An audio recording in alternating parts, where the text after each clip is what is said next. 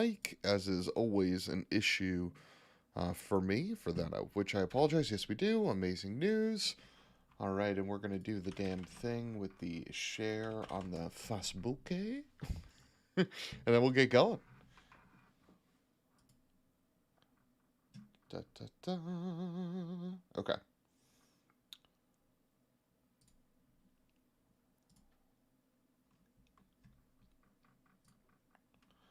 All right. Wait for some people to funnel in here.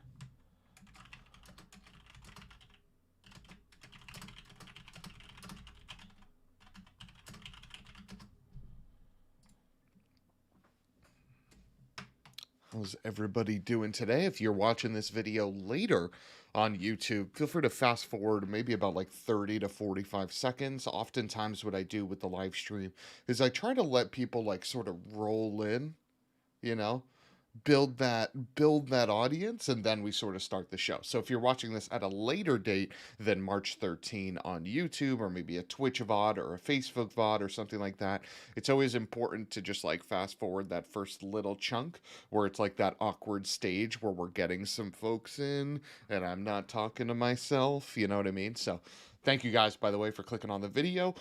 This is MoneyShift in the morning. We try to do a morning podcast that lasts about 30 to 45 minutes. It is either based on the previous day's news, like a morning news show, if you will, or it's a topic. And today we have a topic. So the topic for the conversation today is two of the best cars that you can find under $10,000 and two of the best cars that you can find under $20,000 that either you haven't heard of or you've forgotten about. Because surprisingly, there are actually a lot of cars available in that price range. And I know we know all the obvious ones. And like the moment I tell you guys some of these in the price range, the obvious ones, it's going to be like, oh, duh. But that aside, there definitely are some that you haven't thought of. So I'm hopeful that with this list, what we can do is bring some educación to everybody and really just level up everybody's understanding of cars that they can buy and acquire in that segment. So without further ado, let's begin. So the first car that I wanted to talk about today is the Audi R18 Ultra. Wait. What? What? What? Alexandro, good morning. Hello to you as well. What we're talking about today, to level set the conversation, is we are talking about two of the best cars you can get under $10,000 and two of the best cars you can get under $20,000 that maybe you haven't heard of or that you've forgotten about. And I wanted to start with this guy. Now, I know it's not under 20 or under 10, but the Audi R18 Ultra is up for sale. We're talking about a 3.7 liter turbo diesel V6 that makes over 500 horsepower and weighs under 2,000 pounds. No, we can't afford it. No, it actually doesn't make any sense on this list. So we're actually going to start off with the first car. The first car on this list is a car you should be considering if your budget is under $10,000 and you want something that not only can you take to the track, but you can take on a weekend drive, you can take to the store, it's got some room in it, right? And that's the Toyota MRS.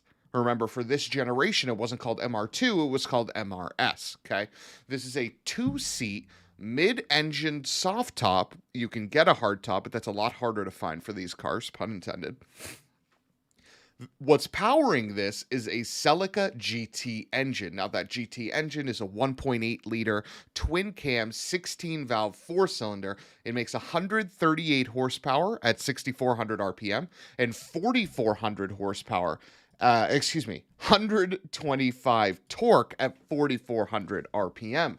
These things weigh 2,200 pounds. So I know that power number seems very, very low to folks. And let's be honest, this car does 0 to 60 in 7 seconds. So it's not a scorcher, right? It's not going to set the world on fire in a straight line. But what that lightweight does is give you an incredible feel. I mean, first off, you're not going to find a more reliable car under $10,000 that is mid-engine. Second off, you won't find a car that is mid-engine that is in this space that is as roomy as this car is. Okay, I'm 6 feet tall. I'm 280 pounds. I'm not a small man. I'm an average American. Okay. And when I get into one of these cars, it's actually airy. And I'm talking about with the top up. Obviously, it's airy. With the top down, guys, it's a convertible. I understand that. But I'm saying with the top up, it still has really good levels of headroom and really good shoulder room for a man like myself, right?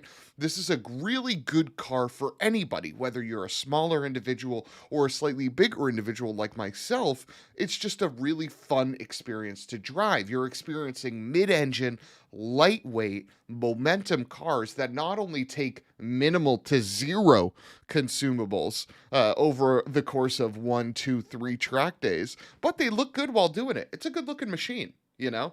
Alex says, still an amazing whip and reliable. Agreed. The only problem that plagued these cars was the cats. The cats had a tendency of the wool in them just kind of coming out and getting sucked into the engine, and then the engine grenades. But if you have a car that's cats have been hollowed, or a car that had its cats taken care of, now you're with a largely bulletproof machine, okay? These also came with an optional automatic, and it wasn't really an automatic so much as it was a sequential shifter. Remember when this car came out, that was the time of the M3 with the SMG and the 360 Ferrari with the F1 transmission. So to have that in something this cheap was pretty neat. How does it work in practice? It actually upshifts better, or downshifts better than it upshifts. If that makes sense. But overall, for the experience that this car provides, you're going to want to get a manual transmission. I couldn't recommend these enough. Last season, a buddy of mine actually purchased one of these, and we both went to pretty much similar track day schedules. I had a 2019 Civic Type R, and he had this Toyota MRS. His was actually also red, just like this guy over here. And over the course of the track day season, while my car was faster, obviously makes sense, right? I'm making, almost 200 horsepower more than this guy over here. But I had to go through 3 sets of brake pads. I had to go through 2 sets of tires. Do you know what he went through? Nothing, neither of those. In fact, he could have even used his brake pads going into this season as well, right? So these are cars that, because of their lightweight, are really easy on consumables. So their cost to run is very minimal. And now you're talking about a car that's easy to drive, has a good amount of space. The frunk in this isn't really substantial, but it does have enough room to get by, like on a small grocery trip and things like that. But you're talking about something that can be had between $5,000 to $10,000, right? That's really cheap. Really cheap. So definitely want to keep professing from the mountaintops about the Toyota MRS. I think these kick ass. The next car that I want to show you guys is one that maybe you've forgotten about, and it's one that you should consider if you're looking for a car that's a daily driver, but can also provide some fun and maybe an occasional track day, right? Nothing crazy. Definitely autocross, things like that. And that is the Saab 9.3 Turbo X. A lot of times when we're looking about cars and we think about Saab overall as a brand, we think about the first 9.3, we think about the 9.3 Viggen, we think about that hatchback shape and that polarizing design and the interior and all of that. And this 9.3 goes by the wayside. This was actually one of the last of the 9.3s that Saab made before they were no more. And it still looks good today. This design, next to a modern car, if you gave this some modern lighting, would actually look really nice. But what are the details about the Turbo X model specifically, and why am I bringing it to everyone's attention here today? So the Saab 9.3 Turbo X, 600 of these available. Very limited numbers. You can have any color you want as long as it is jet black metallic. So 600 Turbo X's exist. All of them are black. And you could get it in either wagon or sedan. Sick.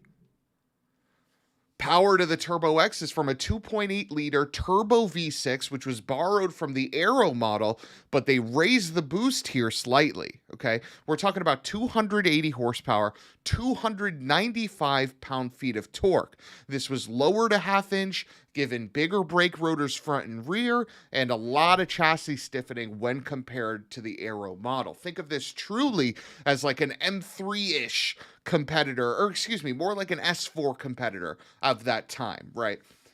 This car you could get in either a 6-speed manual or a 6-speed automatic, and that goes in either trim, okay? So you can get the hallowed ground as a manual wagon, for sure, right? What these cars featured, which was pretty special for the time, was they had XWD. And XWD was Saab's name for an all-wheel drive system. It was front-wheel drive bias, and it leveraged a wet clutch to engage the rear axle. It also had an electronic limited slip differential that could split the torque side to side. Because of that, this thing could do 0 to 60 in 5.8 seconds. Remember, this is 2008, before the era of cars that went 0 to 60 in 2 seconds, 3 seconds, 4 seconds, 5.8 seconds, still pretty fast. You'll feel it in your seat, okay? But the thing that was interesting about these cars, one, they cost $42,000 new, and now you can get them for sub 10K, and I'm talking easily, right? There's a lot of these available right now on Car Gurus, Craigslist, Cars.com, eBay, wherever you go. If you just search Saab 93 Turbo X, you can find these models. Fabian says, didn't they have V6 turbo that only used one bank to power the turbos so they could save on the boost regulation system? That's interesting. I'll actually look that up quickly right after this to confirm, because if that's the case, that's a very interesting thing to do. But the claim to fame for the Saab 93 Turbo X for me was, and I'll never forget this, 2008 when the car launched. It was the end of the life cycle for the 996 Turbo, right? The 997 had come out in 2007, and with that come a whole new host of Porsche brand allegiance with the 997 model, as it should. It was brilliant, right? But when Saab came out with this 93 Turbo X, one of the things that they did to document how good their all-wheel drive system was they created a slalom in the snow.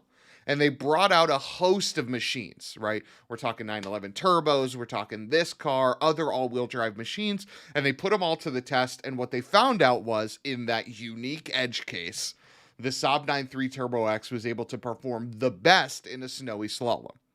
Now, okay, it's all marketing jargon, right? Because it's Saab putting out that design study.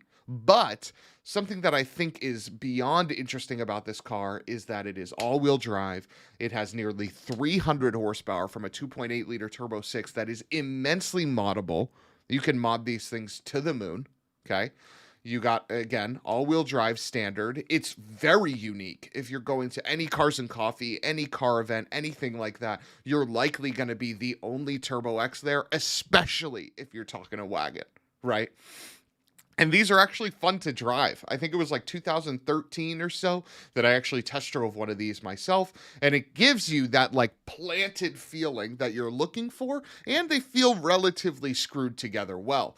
And again, it's a good looking machine. This car still looks good by modern day standards on the outside. And it's a double DIN swap away on the inside to getting things like Apple CarPlay and Android Auto away from being really nice as well. So this is definitely a good machine, and it is something that you should consider if you're looking for a daily driver under $10,000 that gives you some pizzazz, some fun. You want all-wheel drive but don't want a Subaru and can't afford an Evo. The Saab 93 Turbo X is your gal, and if you can't find a Turbo X, an Aero will also do an XWD trim, but really shoot for that Turbo X. You get these awesome 3-spokey type wheels, they're 6-spoke technically, but they're in a 3-spoke design. Super cool car. Really, really awesome. Urge you guys to check these things out, as plenty have forgotten about them, but not you anymore. Let's quickly look up what Fabian said in the chat to see if we can find anything here. 93 Turbo 1 bank power.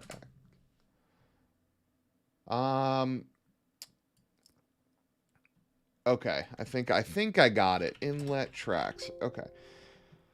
The twin scroll water cooled turbocharger operates at zero point 0.6 bar with with intercooling. It is mounted centrally above the transmission and fed by both banks of cylinders. The use of two separate inlet tracks, one for each bank, separates the exhaust gas pulses and improving gas flow, reducing energy losses, and raising turbocharge efficiency. Wow, that was incredibly hard for me to read. Apologies for that. But so yes, pretty neat. Awesome engine. But yeah, gone are the days of small V6s like that. Rest in peace to Saab. Okay, let's move on to the $20,000 section. Now, this one was a little hard because now we're trying to find things that, provide some value. $20,000 and under is definitely more money, right? You have that 10 to 20K range, and there's a lot of good things available there already that you should definitely consider, right? Cars like the BRZ and FRS are getting into the low end of that $10,000 range. Cars like the Fiesta ST can be had between $10,000 and $15,000. Cars like the S2000 are between the $15,000 to $20,000 mark for clean ones. GTI, Boxster, Civic Si, WRX, Evo 8s. Right now, we're talking about a lot of really good cars. So what are two that I can show you that either you haven't heard of or maybe you've forgotten about? So the first one is definitely one that maybe you haven't heard of. Some of you astute money shifters will definitely know about this car, and that is the XFR. Again, this car slots into I want a fast, fun daily for under $20,000 that isn't seen, that isn't known, that actually has minor issues. There's electrical gremlins that plague the XFR, but overall its drivetrain is really stout. Really stout. So, about that drivetrain, what are we looking at here? The XFR is a 5-liter V8 that is supercharged. It makes 510 horsepower, 461 pound-feet of torque. All of that is through a ZF 6-speed auto, of which BMW used at the time, and it does 0 to 60 in 4.3 seconds, and it does the quarter mile in 12.7 seconds. This car is fast. This car is beautiful. This car is unique. If you guys are looking for a daily driver that isn't an E55 AMG, that isn't an M5, that isn't an Evo, that isn't a Subaru, that isn't whatever, you want a sedan, you need the space, and you're looking for a freaking rocket, I urge you to look at this XF. It has aged gracefully. The interior is slightly outdated, but I believe that it's aged better than an E-Class of a similar vintage and of an M5 of a similar vintage, right? The M5 around this time, you got to remember, was the V10 M5, and I would much rather have an XFR over a V10 M5, even though the V10 M5 sounds delightful. Okay, look at this thing.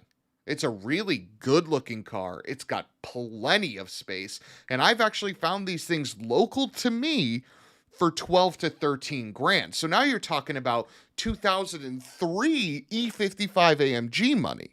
And I know the E55 AMG gets the name as like the cheap, reliable speed, as it should. It's a mega machine, that generation of E55, right? But this will stand out more. And I know doing something that's for the sake of being different isn't necessarily the right call, but it should be considered if you're looking at a car like an E55, like an M5, like an S-Class, like a whatever, right? If you're looking for that luxury experience, sub $20,000, this should definitely be a part of your queue. There's no doubt about it. Good looks, over 500 horsepower stock, 0 to 60 in 4.3 seconds, which is still, again, immensely fast by modern day standards. And it does the quarter mile in 12.7 seconds. They are amazing, says Alexandre, and I totally agree. These cars rock.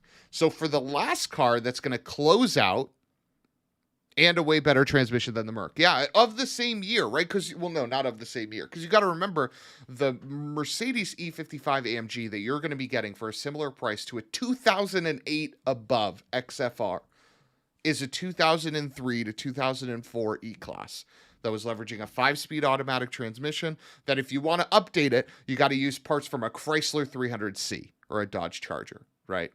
Whereas this, it has a ZF 6-speed, little newer, little more relevant, similar power level. So I'm a big fan of this car. I adore them. I would love to have one in my possession someday, but alas, I am a man who can only have as many cars as he can have. So again, let's move on to the last car. The last car is actually something that sort of competes with what I would call the Boxster S2000 BRZ type of person. So you're looking for something that you can daily drive, that has good amounts of space, that's incredibly reliable, and is also really, really, really, really fun to drive.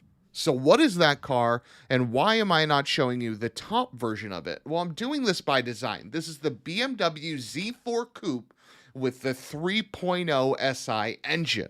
And I'm being specific about the Coupe, and I'm being specific about the non-M version of this car. Now, the reason why I'm showing you this is to not say, hey, you should go out today and buy the Z4 3.0 instead of the Z4M. No, if you have the chance to buy both, the Z4M is definitely scarier, it's definitely faster, it's definitely more thrilling, whatever.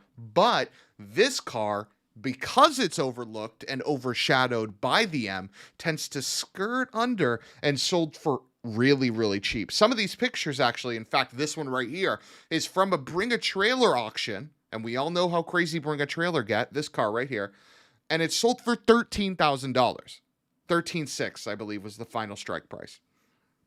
So they can be had for relatively cheap. Now let's go into a little bit about why you should get this car, okay? The power plant is the N52. Now that is a bulletproof 3-liter inline-6 engine. That engine makes 255 horsepower, 220 pound-feet of torque. Stout. You can get these in a 6-speed manual, which you should, or an automatic, which you shouldn't. Which I have to mention it just because it's part of the statistics, right? But again, you can get these for sub $15,000, which meets that, $20,000 threshold that we're talking about. And now you're in the hands of a silky smooth inline 6 engine with a silky smooth 6-speed manual transmission and gorgeous looks of the Z4 Coupe. This car looks dynamite. And it fits the criteria of everything we've talked about today.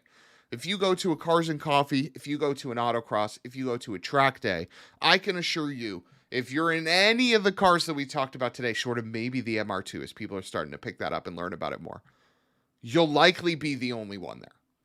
Whether that's the drag strip with an XFR or a track day with your Z4 Coupe 3.0 SI, you'll likely be the only one there. Now remember, what the Coupe does over the convertible is it increases rigidity, right? This thing had a torsional stiffness of 24,000 foot-pounds, which is mental, because that is literally an additional 10,000 foot-pounds of torsional rigidity over the convertible. So that improves things like turn-in, things like response, right? It makes this thing more lively of a machine, okay? The roof also has this sort of like double bubble type thing that was made famous by Dan Gurney. Big shout out to Dan Gurney. The things he's done for the automotive industry are insane. The car was produced with this engine from 2006 to 2008, and it weighed 3,000 pounds, so relatively lightweight for a modern car.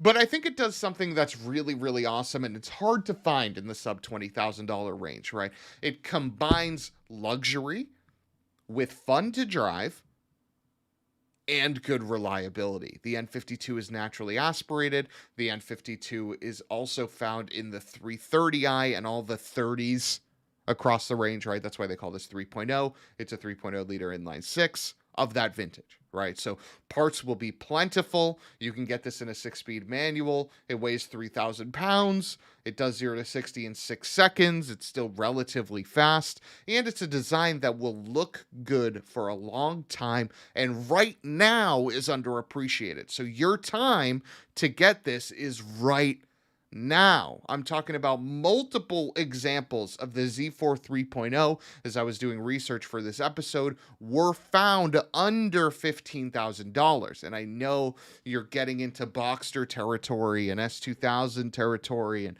C5 Corvette territory, but this car is a better daily driver than all of those. So if you have to do double duty where you're going to the track and you have to daily drive your machine, this is a better option than all of those, right? Is it going to be faster on track than a C5 Corvette? No shot. But David Eaton nails it. N52 for the win, and he's right. The N52 is a silky smooth engine. Lot of fun. Sounds amazing. It's a 3-liter inline six. What do you want, you know? So as we close out today's episode, I want to do a quick review and highlight of the cars that I'm recommending to you that if you haven't thought of, you should. So if you have under $20,000 and you're looking for a car that you can not only daily, but could take to an occasional HPDE or autocross, check out the Z4 Coupe in 3.0 engine configuration with a manual, for sure. I know it comes in automatic, but get the manual, learn to drive it, figure it out. It'll be worth it. Trust me. The next car that I'm recommending to you under $20,000, actually it should be, I should have just called this the under 15K list because both of these can be found under $15,000. But that car is the XFR.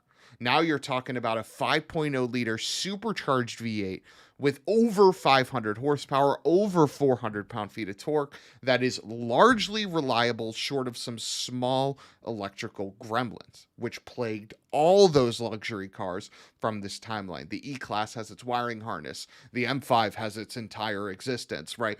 So the fact that this only has minor electrical gremlins is actually a godsend. And it's something that's easy to find. Locally to me, I found 2 of these under $15,000.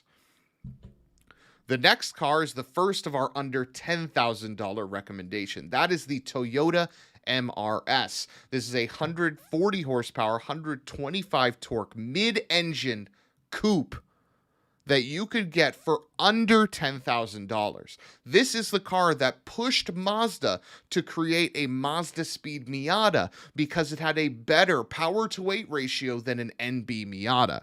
Okay, you can get the mid-engine experience with all of the reliability that a Toyota comes with and a very roomy interior. Again, I'm 6 feet tall, 282 pounds, and I fit in one of these with room to spare. They're lovely inside.